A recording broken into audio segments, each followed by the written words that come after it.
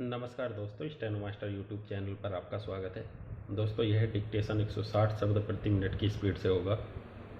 दोस्तों, अगर आज हम नई डिक्टेशन शुरू करने जा रहे हैं तो नई डिक्टेशन 160 शब्द प्रति मिनट की स्पीड से हम स्टार्टिंग में स्टार्ट करेंगे। तो ये डिक्टेशन आपको 120 शब्द प्रति मिनट की और 140 शब्द प्रति मिनट की स्पीड में ही मिलेंगे। तो देर ना करते हुए शुरू करते हैं। 5 सेकंड बाद शुरू करेंगे।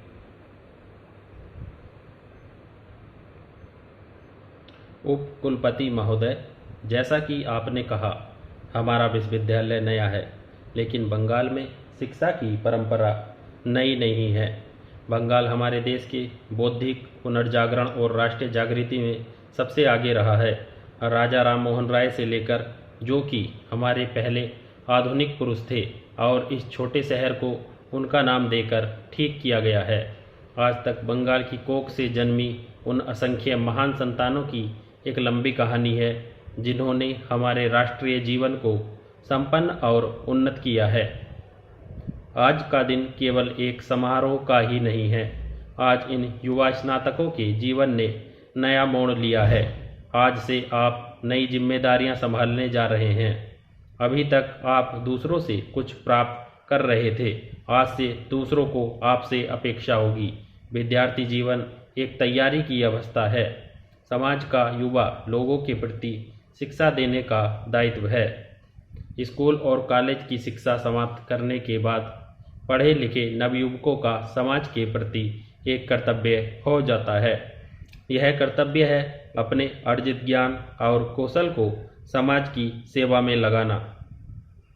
आधी शताब्दी पूर्व जब हमारे देश ने अपना स्वतंत्र जीवन आरंभ किया, तो जवाहरलाल नेहरू ने देश के नवयुवकों को नव भारत के निर्माण के अद्भुत साहसी कार्य में योग देने के लिए आमंत्रित किया था।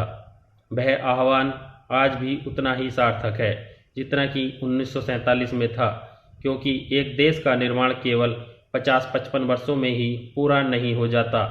आप जो आज के नवयुवक हैं, चाहे आपको स्वतंत्रता प्राप्ति के लिए काम करने का सौभाग्य प्राप्त नहीं हुआ, लेकिन स्वतंत्रता को मजबूत बनाने के प्रयास में हाथ बटा सकते हैं।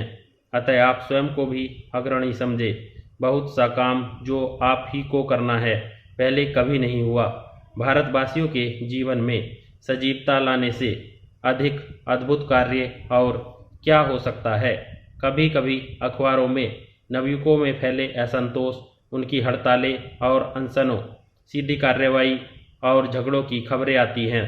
एक हद तक यह असंतोष युवकों की गतिशीलता का द्योतक है। उस सीमा तक मैं इस भावना का स्वागत करती हूँ, लेकिन कभी कभी ऐसा प्रतीत होता है कि हमारे युवा लोग सत्ता के अस्तित्व तक के विरोधी हैं। यह विरोध विकास की एक अवस्था है या एक प्रवृत्ति? उपकुलपति महोदय, अपने सकारात्मक रूप में यह कुछ कर गुजरने की इच्छा बन जाती है। अपने काम के प्रति असंतोष ने ही लोगों को पुरानी समस्याओं के नए समाधान खोजने के लिए प्रेरित किया। इसी प्रकृति ने सामाजिक, धार्मिक, राजनीतिक सुधारकों और शिक्षाविदों को जन्म दिया है। इसी से अतीत में नई क्षेत्रों की खोज हुई। आधुनिक समय में पर्वतारोहण और ऐसे दूसरे साहसिक कार्यों में यही प्रवृत्ति मुखर हुई है। संशय और अस्वीकार की इसी भावना के कारण विज्ञान, औषध और दूसरे क्षेत्रों में नए नए आविष्कार हुए हैं। इस अपार विश्व में मानव एक क्षुद्र जीव है। उसकी उपलब्धि करना कल्पना, इच्छा और उद्यम में है। वह स्वयं प्रकृति का विरोध करता है ताकि वह अपनी लघुता पर विजय पा सके। इस तरह से उसने प्रकृति की शक्तियों को अपने बस में करके अपने लाभ के लिए इस्तेमाल किया है। संचार के साधनों के विकास से दुनिया बहुत छोटी हो गई है, इसलिए मनुष्य ने अंतरिक्ष की खोज आरंभ की है। इससे यदि युवाओं में एक नया उभार आया है, तो निरंतर होने वाले परिवर्तनों के प्रति अभ्यस्त होने की नई नई समस्याएं भी पैदा हुई हैं। जनसंपर्क के व्यापक साधनों से ज्ञान प्राप्त करना और किसी भी देश या राष्ट्र से ज्ञान और जानकारी प्राप्त करना सरल हो गया है। इससे दुनिया में कहीं भी कुछ होता है, उसका प्रभाव हर देश के नवयुवकों पर भी पड़ता है। युवा लोग जीवन में निश्चितता और सीधे सीधे समाधान चाहते हैं। बुजुर्ग समझौते के पक्ष में हैं। इससे दोनों का संघर्ष बढ़ता है। स्वतंत्रता के बाद भारत में यह और भी ज़्यादा देखने में आया है। वर्तमान पीढ़ी के पुराने मानदंड आमूल नष्ट हो गए हैं और यह एक नई दिशा की खोज में भटक रही है। हमें एक प्राचीन संस्कृति विरासत में मिली है जिसने हमें अपने लंबे इतिहास की अवधि में जीवित रखा है और हमें असंख्य दुख और मुसीबतें झेलने के लिए बल प्रदान किया है।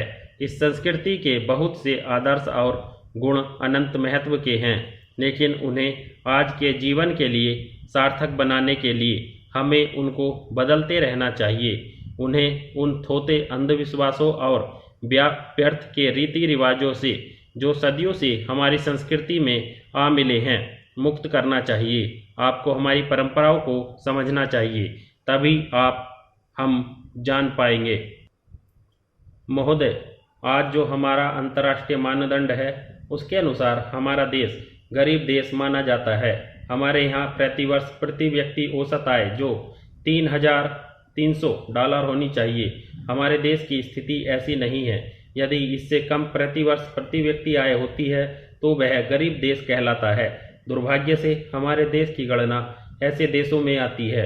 जब हम अपने देश की प्रगति की बात करते हैं तो हमें उन मानदंडों पर जाना पड़ेगा जिन्हें अपनाकर हम इस देश की प्रगति कर सकते हैं और यह देश विकास कर सकता है। मान्यवर, जहाँ तक रोजगार की समस्या का प्रश्न है, हमारे यहाँ रोजगार वृद्धि की अनुमानित दर 2% है, जबकि मांग 4% की है। इसको ध्यान में रखते हुए 2% बीच में खाई है, उसे पाटने की आवश्यकता है। तब हम रोजगार की जो समस्या है उसको हल कर पाएंगे। मोटे अनुमान के अनुसार हम प्रतिवर्ष करोड़ों लोगों को जब रोजगार दे पाएंगे तब हम बेरोजगारी की समस्या से लोगों को मुक्त कर पाएंगे, ऐसा अनुमान किया गया है। लेकिन सरकार की तरफ से इसके लिए कोई ठोस कदम नहीं उठाए गए हैं। हमने अपने घोषणा पत्र में इस बात का वायदा किया था। प्रधानमंत्री ने जिस घोषणा पत्र को जारी किया था उसमें इस बात का उल्लेख किया गया था कि निर्धनता उन्मूलन कार्यक्रम चलाएंगे और जवाहर रोजगार योजना शुरू करेंगे। इस योजना के अधीन हमने केंद्रीय शासन से विभिन्न राज्यों को राशि आवंटित की, लेकिन उसका क्या परिणाम हो रहा है उसको जानने का प्रयत्न नहीं किया। मैं मध्य प्रदेश का जिक्र करना चाहता हूं कि जवाहर रोजगार योजना के अंतर्गत जो राशि दी गई उसका दुरुपयोग हो रहा है। मैं जिस बात को कह रहा हूं वह अतिशयोक्ति नहीं होगी। उस पैसे का भाजपाकरण हो रहा है। उसकी धनराशि को सरस्वती शिशु मंदिर को दिया जा रहा है। जिस पैसे को राहत कार्यों पर रोजगार हेतु लगाना चाहिए वह पैसा सरस्वती शिशु मंदिर को आवंटित किया गया है। मध्य प्रदेश की सरकार केंद्र सरकार द्वारा आवंटित राशि का इस प्रकार दुरुपयोग कर रही है। मैंने इस बात का उल्लेख भी किया है कि 1 वर्ष में 1 करोड़ लोगों को रोजगार देने की व्यवस्था सरकार को करनी चाहिए। महोदय, जब हम रोजगार के आंकड़ों को देखते हैं तो बेरोजगारों की संख्या लगभग 6 करोड़ आंकी गई है। पिछले समय इसी सदन में उत्तर दिया गया है, उसमें 5 करोड़ बेरोजगार लोगों की संख्या आंकी गई है और आज तक यह लगभग 6 करोड़ हो गई है। लेकिन योजना आयोग के जो उपाध्यक्ष हैं उन्होंने पिछले दिनों इस बात की आशंका व्यक्त की थी कि नई शताब्दी के प्रथम दशक तक बेरोजगारों की संख्या 10 करोड़ हो जाएगी।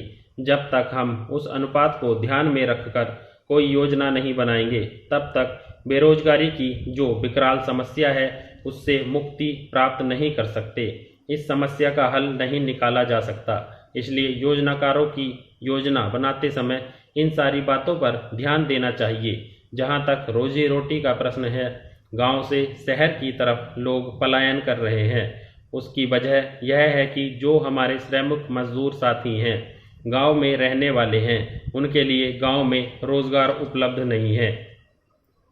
वे रोजगार किस प्रकार कर सकते हैं जबकि उनको प्रशिक्षण नहीं दिया गया है। इसलिए उनको रोजगार दिलाने के लिए प्रशिक्षण की आवश्यकता है और सरकार की तरफ से ऐसी कोई व्यवस्था नहीं की गई है। ग्रामीण अंचल में रहने वाले लोगों को रोजगार उपलब्ध कराने के लिए जो कुटीर उद्योग प्रारंभ किए गए हैं, उन कुटीर उद्योगों से संबंध रखने के लिए प्रशिक्षण का काम जारी करना चाहिए। आज शहर के मुकाबले गांव में बेरोजगारी की समस्या बहुत ज़्यादा है। मैंने जो आंकड़े बताए वह रोजगार वृद्धि की जो अनुमानित दर है वह 2% है और जो मांग है वह 4% है। इसमें अंतर 2% का है।